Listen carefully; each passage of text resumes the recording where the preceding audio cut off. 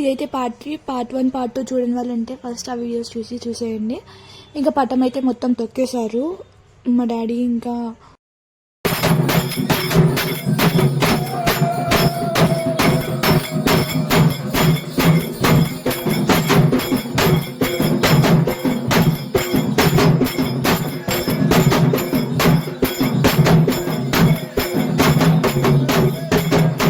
పటం వేయడం అయిపోగానే దండం పెట్టుకుంటున్నాం మేము కూడా.